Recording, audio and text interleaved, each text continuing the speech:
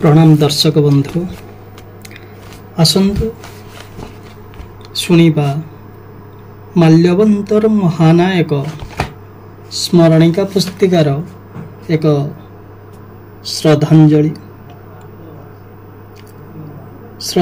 अर्पण करिसेंती आपणकर स्नेहदीन सान भाई भगवान साहू कुड़मुल गुमर। साहित्य पुजारी केवल निजे बंचीबार अर्थ जीवन नुहे, अन्य को बंचेबा स्नेह आदर करिबार अर्थ भी हेउची जीवन। यह ही तो कर्म।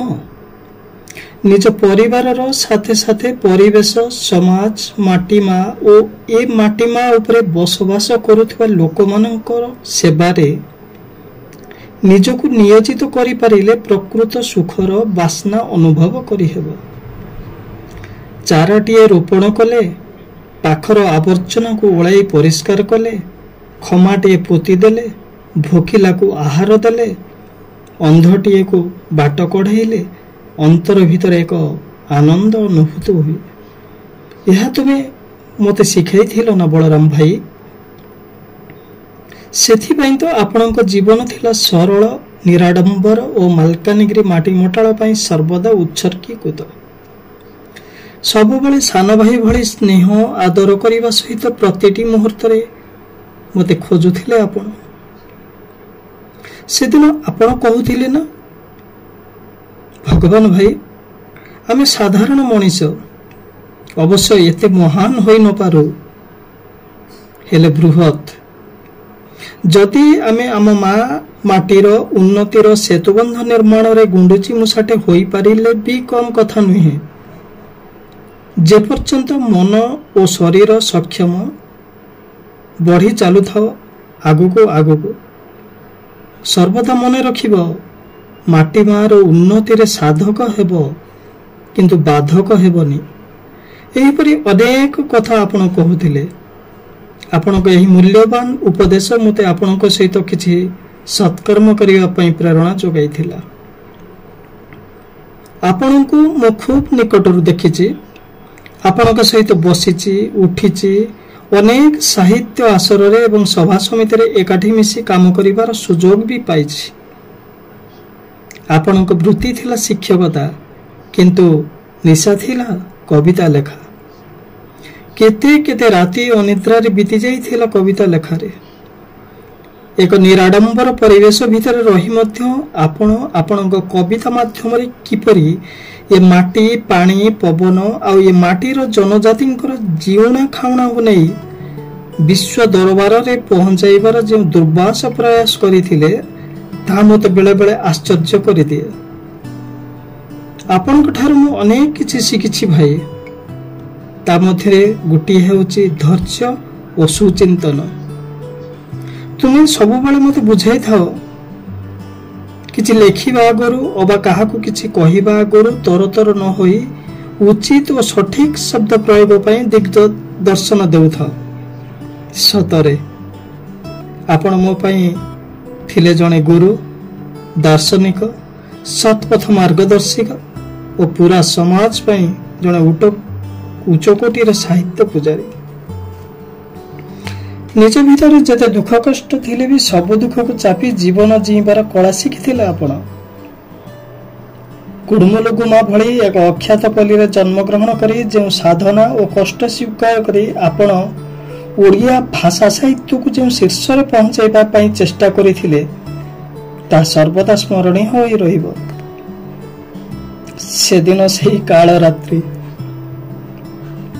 2024 अगस्त 10 तारीख राति 2:51 भुवनेश्वर ठारे चिकित्साधीन अवस्था आपणक देहांत हो गला ना। आपण सब बेले भुवनेश्वर जाती डाक्तर परामर्श करे किछि दिन पर पुणी फेरी आसंती। हेले आपण एमिति हठात छाड़ी चली जिवे ता आम कल्पनार बाहर थिला। ए दुखद खबर शुणी मो स्तंभीभूत हो जाइथिली। आदौ विश्वास भी हेला नहीं। सारा ओडिशार अनेक कवि कवयित्री आपणक ए दुखद खबर शुणी स्तब्ध हो जाइथिले। समस्त आखिरे लुह थिला। समस्ते कहूथिले आउ शोभिबनी मालकानगिरी माटी कुडमुलुगुमारू भूमिष्ठ प्रणाम आउ आसीबनी अभिनंदन स्रष्टा मालकानगिरी माटीरू आकाश भर्ती शुभेच्छा।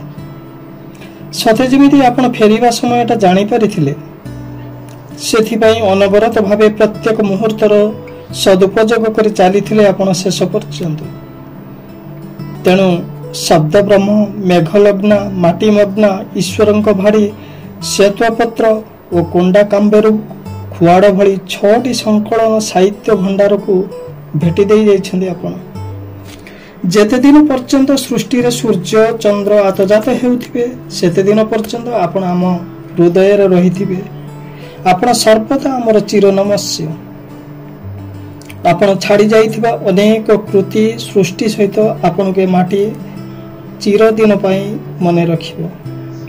आज आपण को कुडमुलगुआ माटी गोड़ी पानी पवन गछलता सहकर्मी बंधु बांधव आत्मीय स्वजन समस्त झुरी होचंदी।